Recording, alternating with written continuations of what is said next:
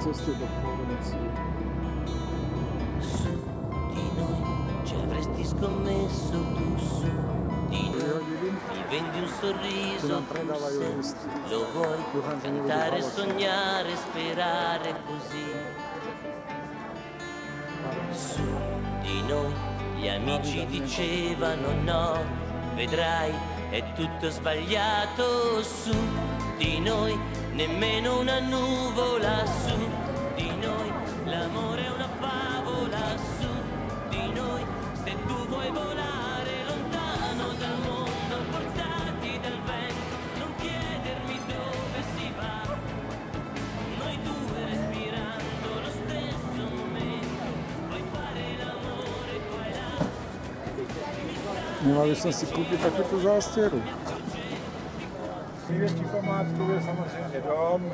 Vidíte, že tam nahoře na kopůli jsou lidi, takže když budete potom odpoledne mít zájem, tak můžete si tam vystát frontu a taky se tam nahoru podívat. Ale uvidíte v podstatě to samé, jako tady vidíme teď, možná teď to vidíme líp. Jo?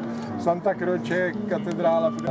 Ta věž tamhle ta vlevo, to je Palazzo Vecchio, to je radnice, která je v centru města, na náměstí Signoria, a od ní potom doleva je Galeria Uffizi. Jo?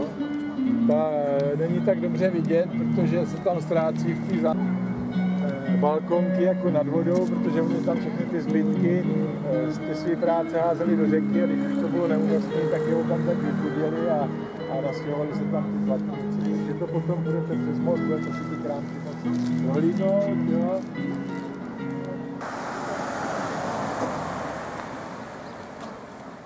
Jedna z těchto budov je knižnice, lenže to výklad dostanou len tí, čo vyhrajú preteky. Začal se stavět v roce 1458 pro zvýšího cechmistra Luigi Pittiho. Víte, že jsem vám říkal, že tady ty cechy se tady rvaly o nadvládu nad městem z církví, jo? Ale potom tedy přišli medičejští, samozřejmě došly peníze a zachránili to potom rodina Medici, která to tady v 16. až 18. století průběžně dostavila v této podobě. 16. a 17. století je to první patro, kde dnes se nachází má galerie, obrazárna, kde vystavuje Rafael, Tizian a podobní. V jedné třetině potom tam vpravo je 10 královských komnat. Říkal jsem vám, že Florencie byla krátkou dobu hlavním městem italského krále Ludvíka Emanuela II. Tady sídlil v té pravé části. 10 komnat je tam ještě dneska přístupných. Jo. Dole potom je muzeum stříbra a na pravé straně muzeum kočárů. Jsou tam opravdu vzácný kousky. Ty kočáry jsou opravdu, to je nádhera. Je to jedno z největších muzeí na světě.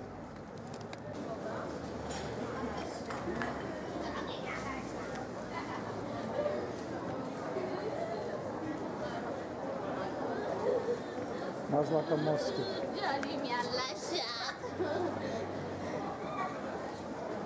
Vidím, že jsme na mostě, ale tam je rieka.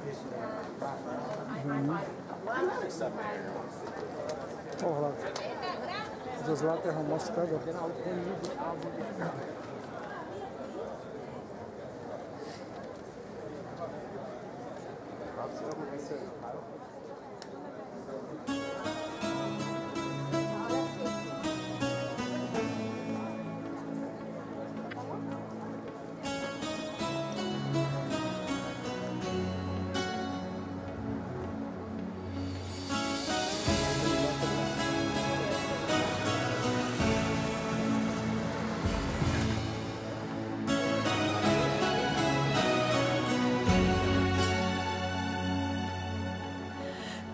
Sveglio al mattino che già penso a te,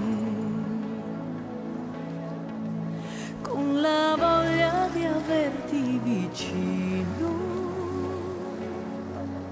e ogni volta ti cerco ma il tuo posto c'è. come sempre soltanto un cuscino. Sto tanto male senza te, c'è un vuoto che più vuoto non c'è, è come un pezzo della vita mia che mi porti via.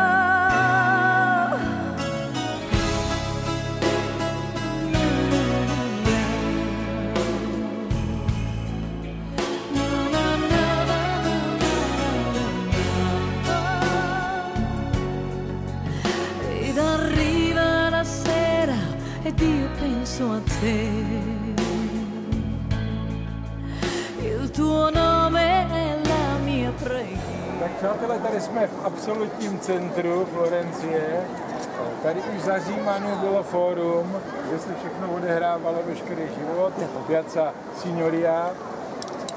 A tady je takový nejznámější stavby, Palazzo Vecchio, dnešní radnice, nebo dneska už tam radnice není, už mají novou radnici, ale fungovalo to jako radnice.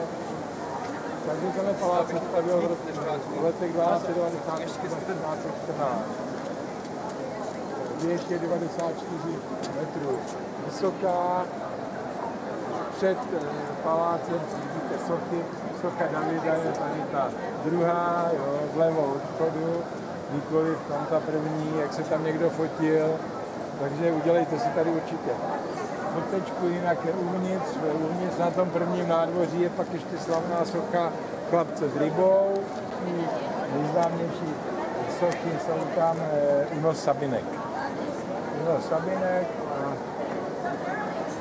tady kolem nás potom to jsou všechno paláce z 14. a 15. století.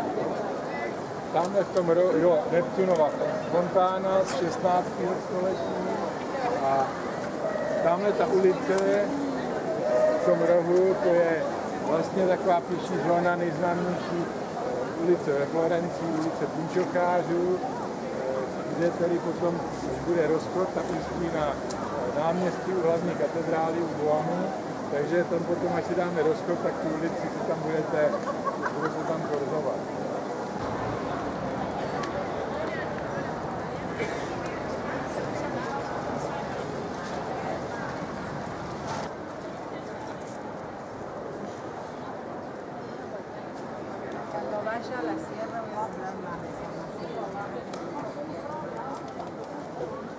Musím se ztrácet. To je katedrála Dom, která se začala stavět 1297, vysvěcená byla 1436. Je to mohutná stavba, 169 metrů dlouhá loď a 104 metrů široká kopule, má výšku 90 metrů a s tou lucernou nahoře potom 107 metrů. Klíčelí je nové, to je 19. století. To je tady z levé strany potom, jo. No a je možné teda potom, jestli už budete mít zájem, se podívat tam nahoru na tu vyhlídku, ale v podstatě neuvidíte víc, než jste viděli z té ze 14. století 8boká stavba. Nahoře ta kopule potom má průměr 20-60 metrů průměru. Zajímavé jsou ty dveře jsou z bronzu, z 15. století, byly tam později.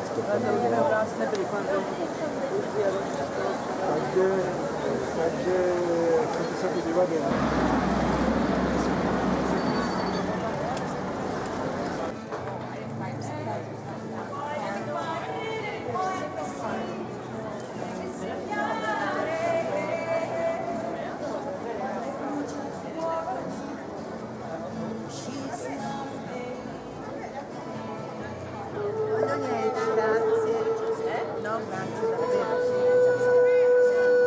Davvero, davvero.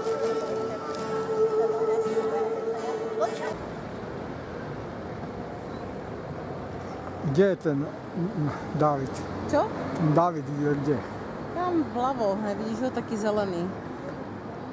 Tak viac vľavo. Taká zelená socha je to. Knihovníci. Jak knihovníci? Hej. Jako ordíš? No, teda Nebo knihomolí? vyštudovaný knihovníci. Ty brďa, kde to študovali? V Opavě? Bratislava. Tak tu je ta. Já jsem si myslela, že knihovnická národná. škola, že to je jenom v tomto, v Opavě. No, To je stejná i vysoká. Však on vysokou školu v Opavě, tu knihovnickou. Ty, ale to je úžasné, že kdo se s tím naučí. Ale oni mají, To ten, čo tě doviezol, ten Hej, syn? hej. A to je feša. Jsem si všimla.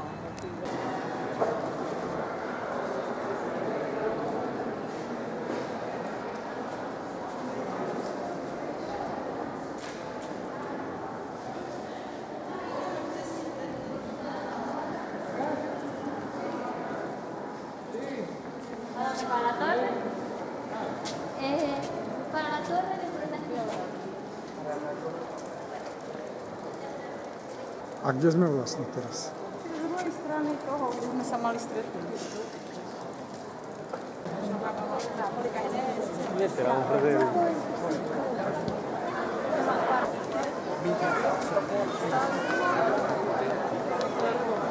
Áno, teraz to ide. Že som tu bola, kde robím.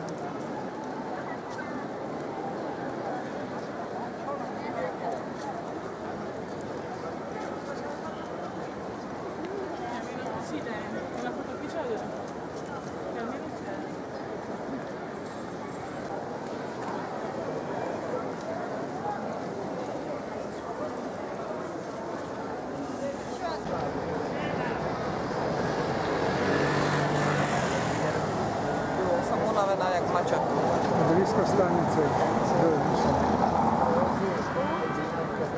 Počúvaj, oni tam majú niečo aj na pitie?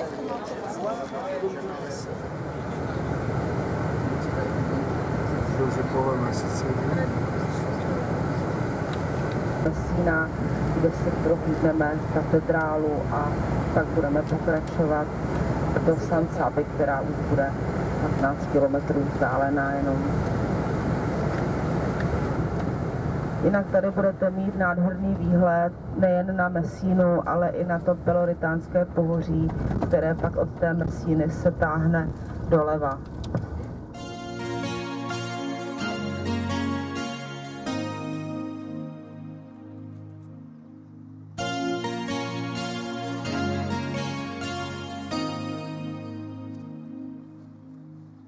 Quante scuse ho inventato io pur di fare sempre a modo mio, evitare così una storia importante. Non volevo così ritrovarmi già grande. Quanta gente ho incontrato, 13 na trajekt. quante storie, quante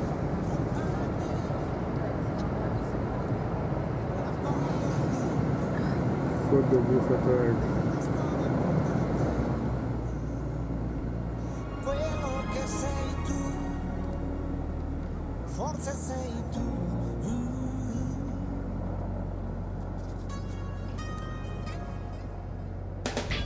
Fermati un istante. Takže přátelé, až zaparkujeme autobus, tak samozřejmě je možné jít na vrchní palubu, podívat se na Messínskou úžinu z trajektu. Jenom bych vás chtěla poprosit, jsou tady velmi úzké uličky, ať se vám tady něco nestane. Je to... Možno, nás unesú. Ježiš, já se těším do té vody, jo!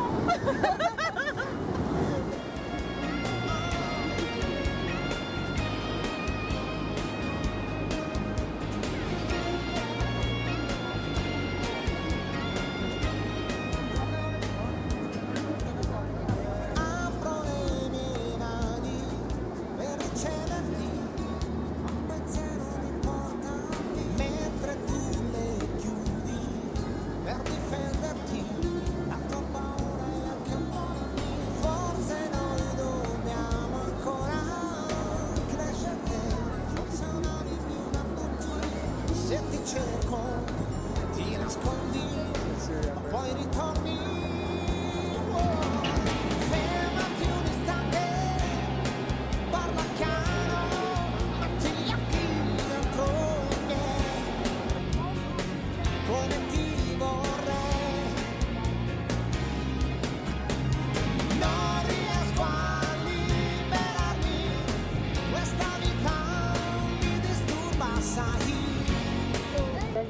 roku 730 před Kristem na místě Sipulského města a podle tvaru toho přístavu ji tehdy pojmenovali Zankle, jako srp, že je to tak ten přístav srpovitě zahnutý až do toho výběžku.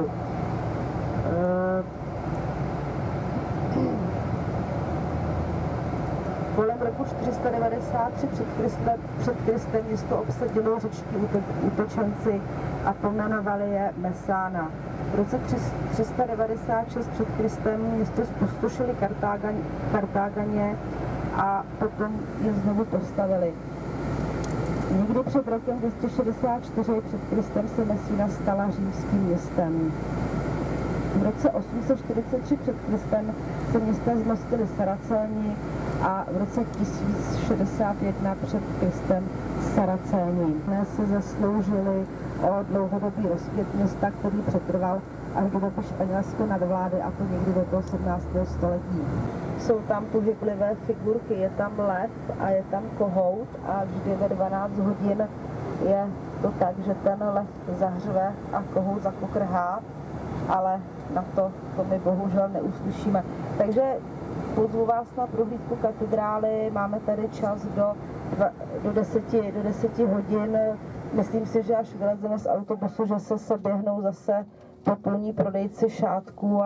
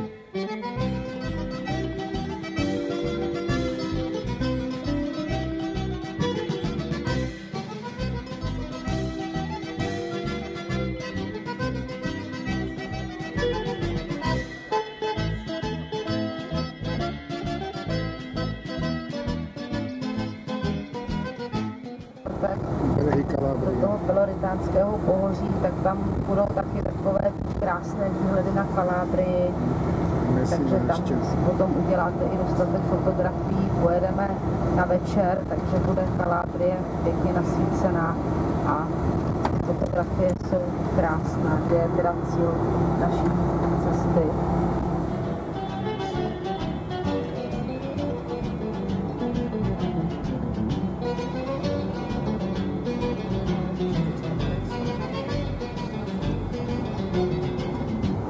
Tady vlevo si prosím všimněte toho hřbitova. Je to jeden z nejunikátnějších hřbitovů na Sicílii a v celé Itálii. Ten hřbitov se tady zakládal mezi lety 18. Jsou zvyklí snídat silné preso a nějaký, řekla bych, až příšerně sladký rohlí nebo croissant. Takže samozřejmě nějaký salám a sýr tam k dispozici bude, ale ne tolik, jako jsme zvyklí u nás. A jak to tak chodí, kdo dřív přijde, ten dřív mele. Když je tady někdo mezi vámi vyznavačem naturismu, tak Induská pláž je potom tady vzadu vpravo, ale je to tady na Sicílii tak, že se tam většinou schází ta 4% menšina, takže není to tam úplně příjemné. Takže jestliže na Nuda pláž, tak tady opravdu s rozvahou. Člověk asi nemusí vidět všechno. Nejlépe v kabátě. Tak a tady před náma ten komplex, ta modrá bílá budova, takže jsme na místě. Tady před sebou vidíte ten červený přístřešek, takže pak se tady, když tak sejdeme někde v tom přístřežku, abychom si řekli všechny ty organizační věci, ale bude to hodinku trvat 10-15 minut.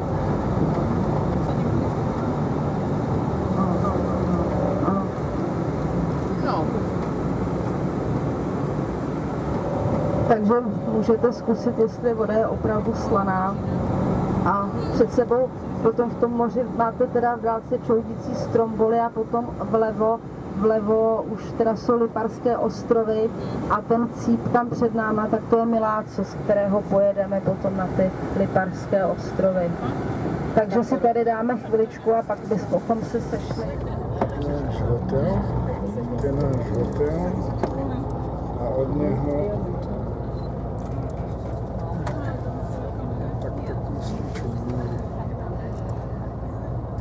Prejde se cesta, to je pondělnější ráno.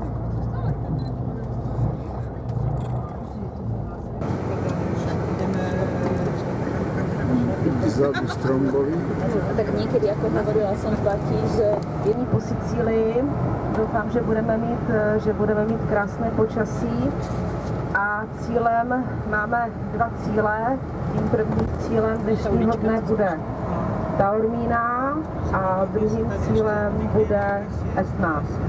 Takže my se teď ubíráme ze San Sabby směr Villafranca, teď budeme projíždět městečkem Villafranca a ubíráme se směr Miláco a budeme potom pokračovat na východní pobřeží Sicílie.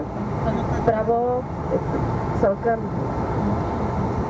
dobrá viditelnost, takže vpravo zase Stromboly. Když půjdete po tom obzoru dál, tak takový ten menší ostrov, to je Panarea a vidíme tam potom v dálce na obzoru jsou ostroví, Liparské nebo Eolské ostrovy a to bude náš páteční cíl. Miláco tady máme teď před sebou. Takových pár základních věcí k Sicílii, je to vlastně největší ostrov ve Středozemním moři. Sicílie je autonomní oblastí Itálie s hlavním městem Palermem. Celá ta Sicílie má 9 autonomních oblastí, 9 autonomních provincií. My bydlíme v San Sabě a v provincii Messina. Dneska se budeme přesouvat od Etnu do provincie Catania. Celý ten region má 25 703 km² a Sicílii žije asi 5 milionů obyvatel. Úředním jazykem je tady samozřejmě italština, sicilština, to zalidnění je tady asi 199 lidí na km². Celou tu Sicílii, ten ostrov Sicílii obývají 3 moře.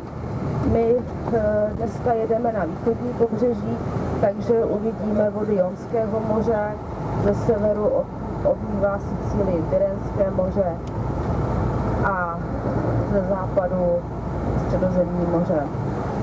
I první obyvatele na Sicílii, známky o prvních obyvatelích na Sicílii jsou z 3. století před naším letopočtem. Nás ta Taormina přivítala takovou rozkvetlou zahradou, je tady teda nádherné prostředí. Tam dole v Taormíně je přístupná krásná zahrada, ale bohužel na to nebude to času, abychom tu zahradu prohlédli. Museli bychom tou lanovkou dolů a bohužel to už je pro nás časově dost náročné.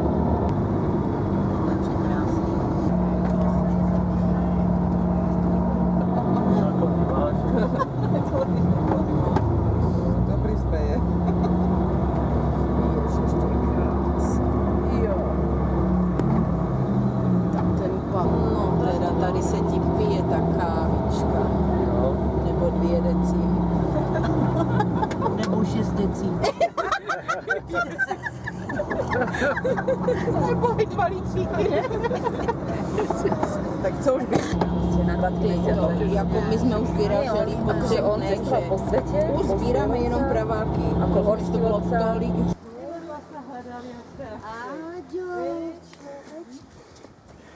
Tak, já tě vůbec neslyším.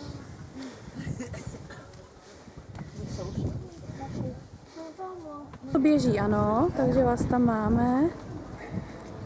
Teraz zastavit ten záznam.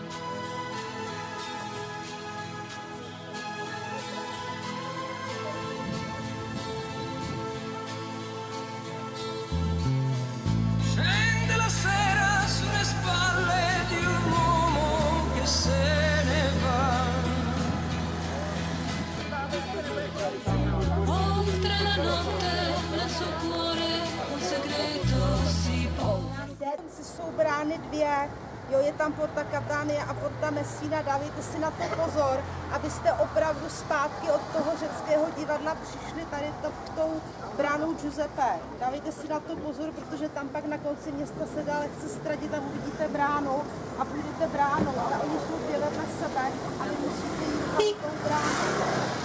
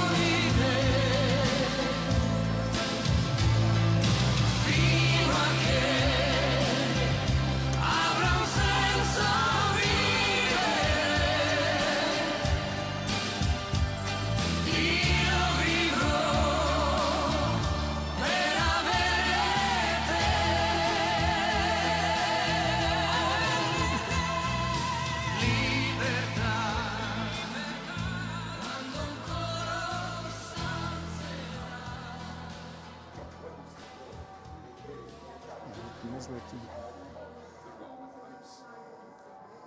There's this big difference in using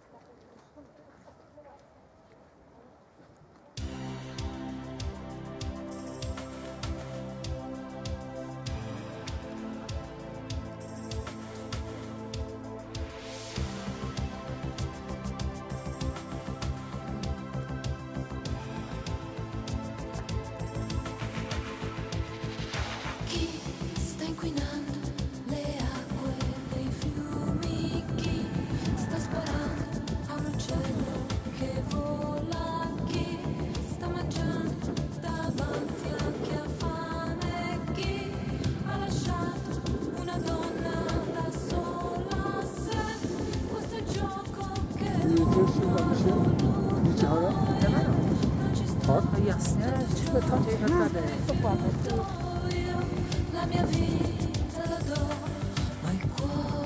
Mě to taky odvážně jak já, že ostatní.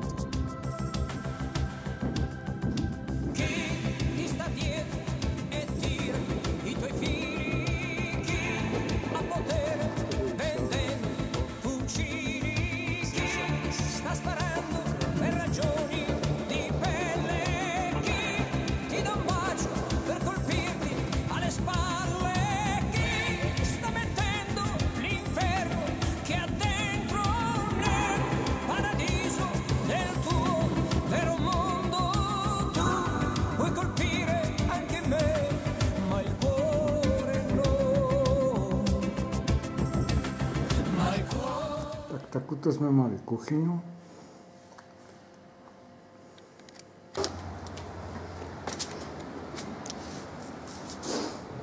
Taky to výhled z balkona. A hned pár metrů je pláž.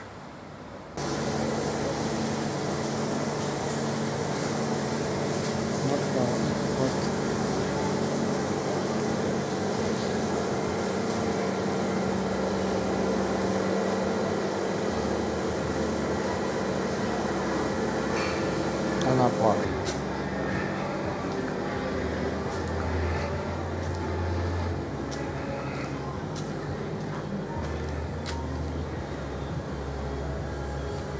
Convenienza, cucine, camere da letto, divani, tutto ciò che serve per arredare la tua casa e anche altri servizi, progettazione 3D, rilievo misure a domicilio, consulenza arredamento di interni. Fratelli Zappia Arredamenti offre preventivi gratuiti senza impegno, con finanziamenti personalizzati, consegna a domicilio e montaggio eseguito da personale esperto. Fratelli Zappia, a Nicotera in via Filippella, sulla strada provinciale verso Tropea. Tutte le informazioni su www.arredamentizappia.it o chiamando lo 0.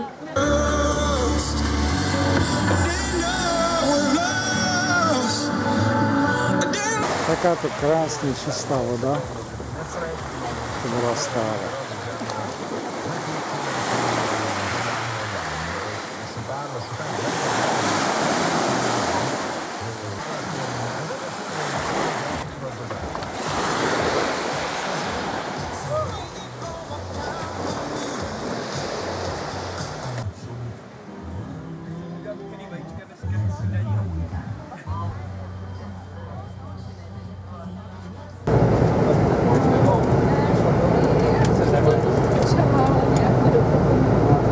Samozřejmě mají, jak už jste viděli, zjistili, to své denní období, své období bez siesty, takže oni ráno vstanou, uvaří si silné preso, tomu si dají snadky roholí, tady v té oblasti se hodně prodává to kanoli, to se určitě někdo nalej.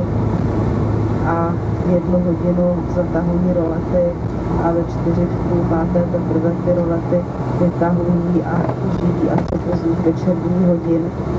My až budeme třeba v Palermu, tak tam budeme v tržišti, tam je krásná ulička, kde budou sedět staré opálené Siciliánky a budou háčkovat dečky, takže oni opravdu ty své řemesla, ten svůj každodenní život přenesli právě na tu ulici, ať je to tedy ve městě nebo na těch vesnicích.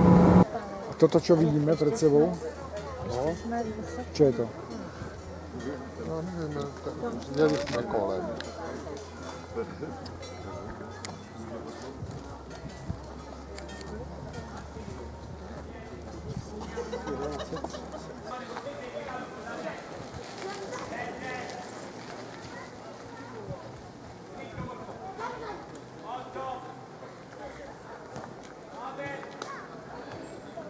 A co vidíme teraz?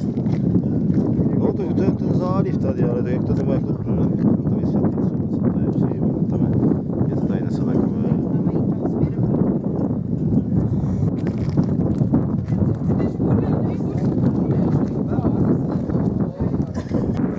To bude výklad.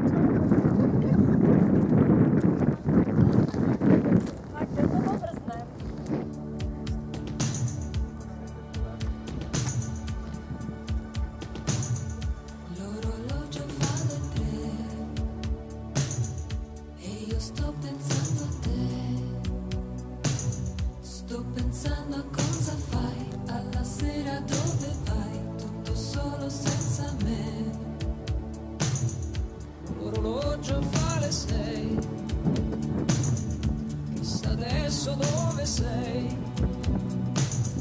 E più il tempo vola via, e più forte cresce in me questa dolce nostalgia. Quando un amore se ne va, anche se solo per un attimo, non c'è più niente che ti va e vuota la città e tu ti senti piccolo. Quando un amore se ne va, quanti momenti che ritornano, e guardi il cielo su di te, ti accorgi che non c'è l'azzurro tra le nuvole. Io non so che giorno è, so che un giorno senza te, penso a quello che dirai, alle cose che farai quando tu ritornerai. Io non so che giorno è, so che un giorno senza te, tu mi manchi amore mio e mi sto accorgendo anch'io come adesso ti vorrei. Z Katánie potom se stáčela na Palermo přes takovou tu náhorní plošinu, obilnici, Sicílie, jak se říká. Cesta do Palermo.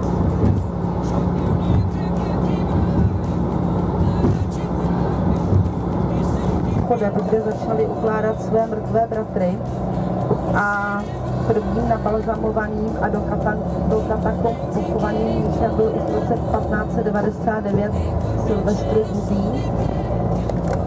Když byly ty katakomby původně určené jenom pro členy kapucínského řádu, tak se brzo stalo takovou povinností, společenskou povinností bohatých obyvatel Palerma nechat svoje mrtvé tělo vystavit v těchto prostorách a na viditelném místě mníši tělo uchovávali po dobu, kdy rodina za zemřelého odváděla řádu pravidelné poplatky. Pokud příliv těchto peněz ustál, bylo tělo přemístěno do vysokých polic, kde je bylo možné pozorovat. Poslední lidé v kapucínských katakombách byli pohřbeni v roce 1920 a jedním z posledních přírůstků do této dosti morbidní sbírky bylo tělíčko dvouleté Rozálie Lombardové. Na balzamování tělíčka se ujal lékař, který svou práci provedl na výbornou, a i když od toho pohřbu uplynulo už více jak 90 let, tak malá Rozálie je v dokonalém, téměř zachovalém stavu.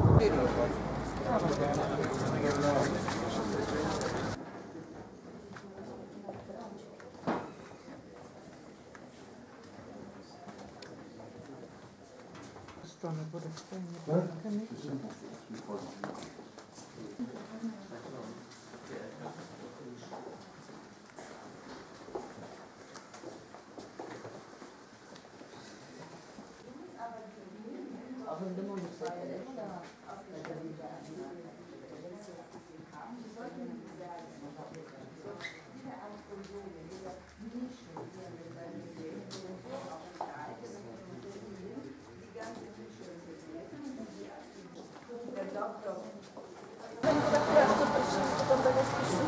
Palermo.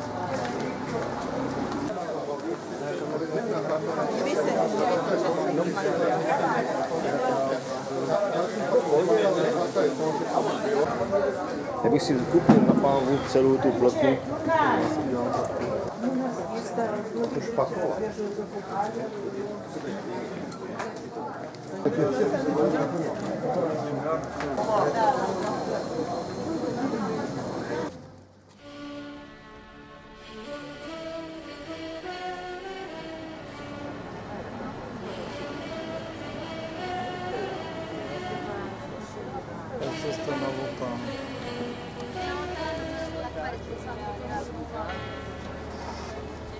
Vado, questa volta ho deciso che vado, perché non me l'hai detto tu, di non poterle più. Dentro a quel mezzo sorriso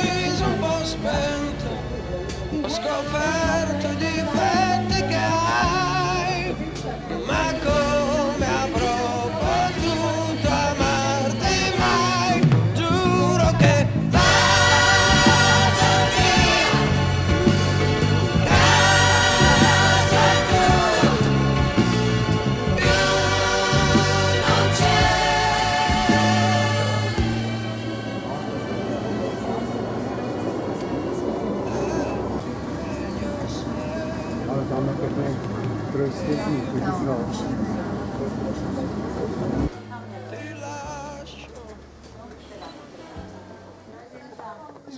Katedrála Lipavského stavu. Tam pravo.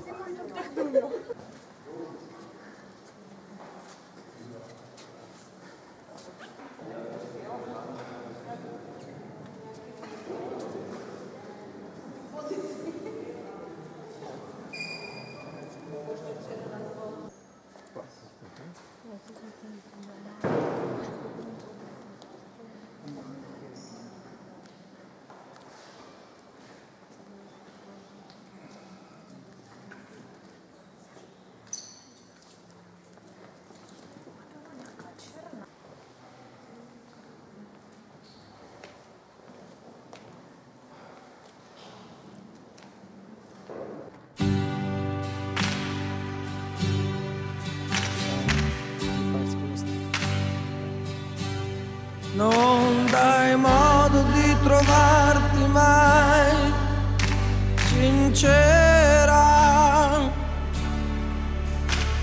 magari hai voglia e dici no. Tak to půjdeme teď nakonec zima, že se mířila o Vatikáně těsně před omšou. Veloce però, Já to přinesla ale Dneska bude teda určitě před katedrálou nebo tamhle nahoře. A já jsem měl prostě připravují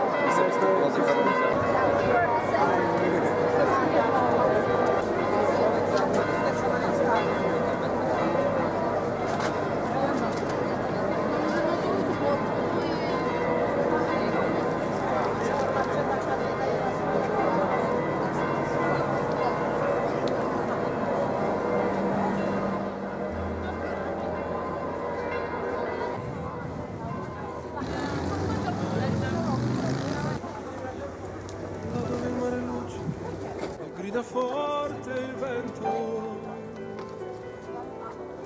c'è una vecchia terrazza vicino al golfo di Sorrento. Un uomo abbraccia una ragazza dopo che aveva pianto, poi si schiarisce la voce e incomincia il canto. Kratičká zastávka a jinak jsem vám ještě chtěl říct něco k té Tibeře s tou špinavou hrozně vodou, jo. Takže Tibera, třetí nejdelší řeka po pádu Adige, pramení v Apeninách zhruba na úrovni Florencie. Není to odsaď tak zas až daleko, jo, jak by se mohlo zdát, ale má strašně moc zákrut, meandrů a my jenom na úseku mezi Římem a Orte ji několikrát budeme přejíždět. Piazza Navona.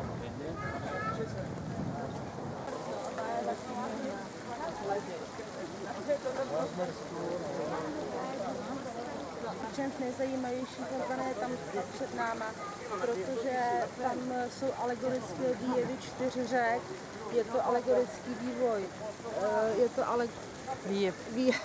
alegorický výjev Dunaj, Nil, Rio de Plata a řeky Gangy.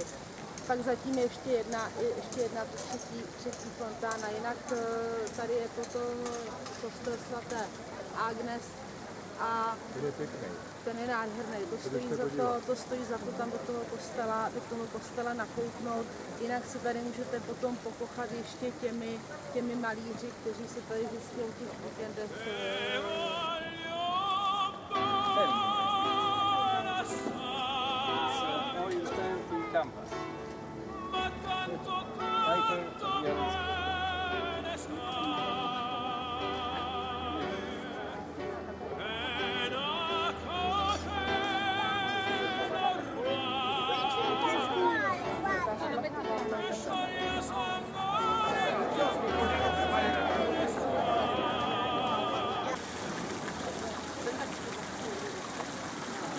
tak tam najdete císaří Berta Rafaela a Emanuela Viktora II., o kterém ještě dneska bude zmínka.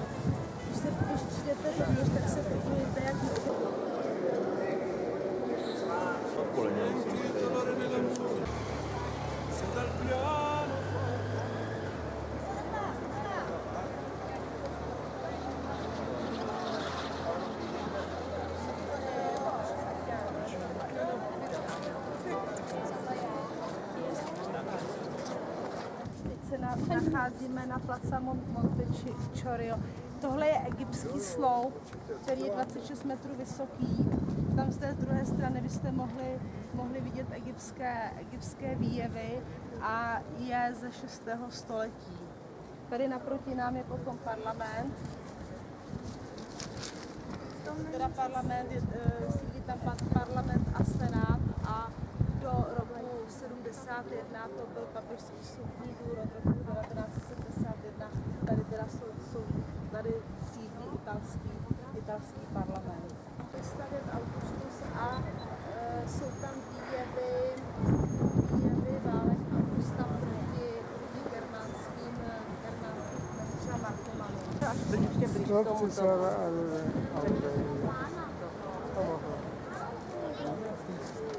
Nepustí lidi až k tomu, jo?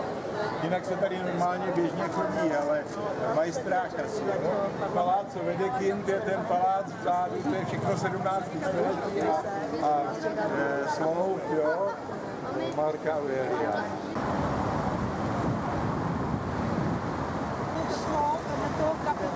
A tohle je národní památník Viktora Emanuela II.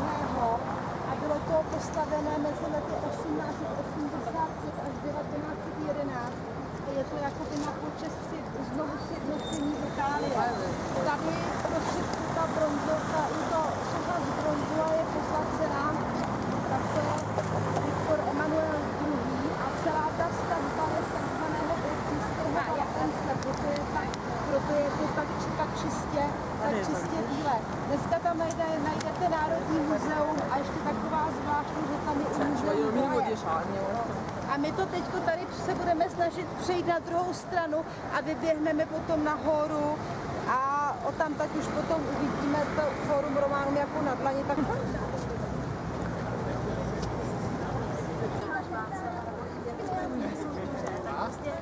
Od Fora Romana na Palatinu.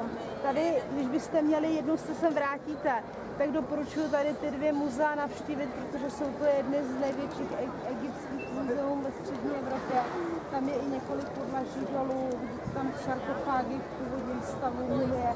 Tohle je opravdu, tyhle dvě muzea jsou opravdu velmi zajímavé a teď už budeme přecházet pomalu na to Forum Romanum a sejdeme se ještě tamhle u té lvice.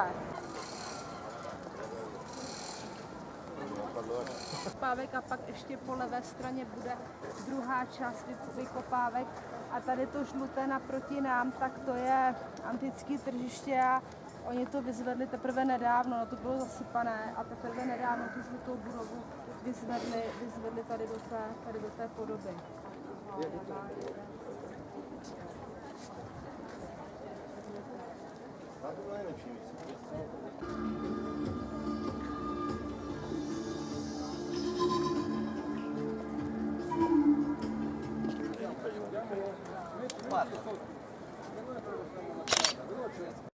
Rezidence, tady se vystřídali všichni italští králové a od druhé světové války tady sídlí prezident Itálie. Tam je pan Giorgio Napolitano, stařík, který mu je téměř 90 let, je dneska v úřadu, to je tady nebydlí normálně.